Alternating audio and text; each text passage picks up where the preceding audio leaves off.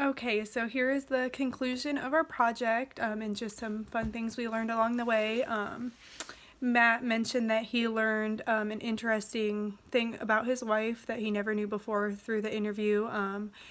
He mentioned that she actually gave up speaking Korean because she was teased and made fun of in school. Before, when he would ask her, she would just say that she didn't want to speak Korean anymore. So that's kind of interesting that she finally opened up about the real reason. Anyways, while doing this project, we learned a lot about how it feels to be part of a community that is not traditionally where you came from. So the feeling of maybe being misplaced or having to learn new things. We learned that Asians in Iowa still hold their culture and background very close to their hearts, and they try to, for the most part, incorporate Asian culture into Iowan or American culture, not just completely switch over to American culture. They will continue to intertwine parts from both cultures to their everyday lives.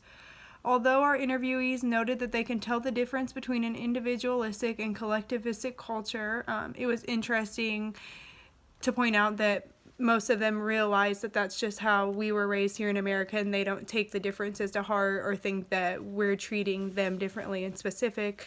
We're usually just more independent in general.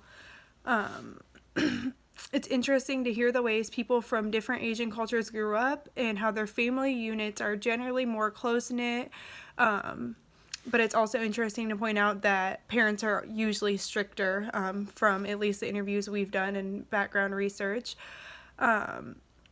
We learned that most Asians have a strong focus on education and the importance of it, which is why a lot of people from Asian countries like to come to the United States just if they want to study something specific or have a certain area of trade that they want to learn.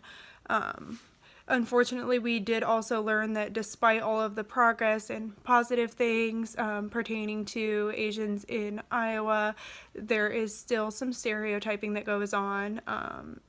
We heard accounts of stereotyping in the workplace and also public places such as Walmart. So that's still something that some Iowans need to work on and learn that they still, even if they might not realize it, might have the implicit bias and stereotype on accident.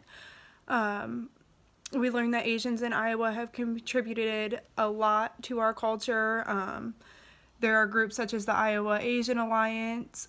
They work to educate people. They hold the Asian Fest every year. People can try Asian food, see traditional dances, things like that. And there are many thriving Asian restaurants in Iowa that serve traditional Asian food and have become very popular. Asian-owned groceries and markets are popping up more and more around Iowa.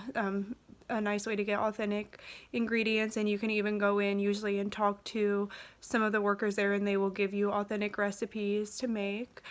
At many universities, there are groups and clubs dedicated to educating other students on the many aspects of Asian culture, so just to bring a bigger awareness to more of the population.